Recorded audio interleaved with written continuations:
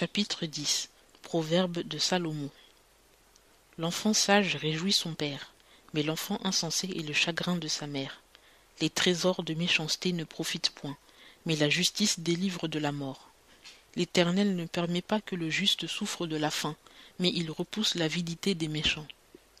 La main paresseuse appauvrit, mais la main des diligents enrichit.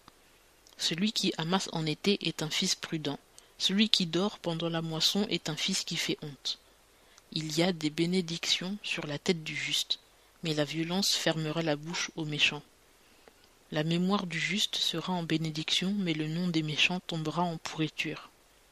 Celui qui a le cœur sage reçoit les avertissements, mais celui qui a les lèvres insensées tombera.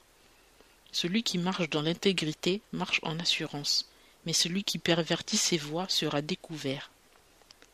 Celui qui cligne de l'œil cause du trouble, et celui qui a les lèvres insensées court à sa perte. La bouche du juste est une source de vie, mais la violence fermera la bouche aux méchants. La haine excite les querelles, mais la charité couvre toutes les fautes.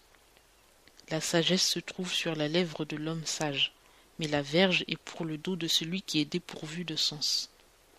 Les sages tiennent la science en réserve, mais la bouche de l'insensé est une ruine prochaine. Les biens du riche sont sa ville forte, mais la pauvreté des misérables est leur ruine. L'œuvre du juste conduit à la vie, mais le fruit du méchant est le péché. Celui qui garde l'instruction est dans le chemin de la vie, mais celui qui oublie la correction s'égare.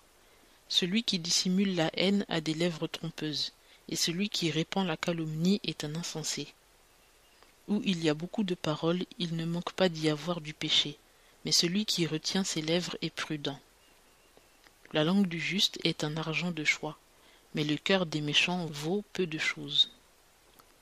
Les lèvres du juste nourrissent beaucoup d'hommes, mais les insensés mourront faute de sens. C'est la bénédiction de l'Éternel qui enrichit, et il n'y joint aucune peine. Faire le mal est la joie de l'insensé, la sagesse est celle de l'homme prudent. Ce que le méchant craint lui arrivera, mais Dieu accordera au juste ce qu'il désire. Comme le tourbillon passe, ainsi le méchant disparaît, mais le juste s'appuie sur un fondement éternel. Ce que le vinaigre est aux dents et la fumée aux yeux, tel est le paresseux à ceux qui l'envoient. La crainte de l'Éternel multiplie les jours, mais les années des méchants seront retranchées. L'espérance des justes est la joie, mais l'attente des méchants périra. La voix de l'Éternel est la force de l'homme intègre, mais elle est la ruine des ouvriers d'iniquité. Le juste ne sera jamais ébranlé, mais les méchants n'habiteront point sur la terre. La bouche du juste produira la sagesse, mais la langue perverse sera retranchée.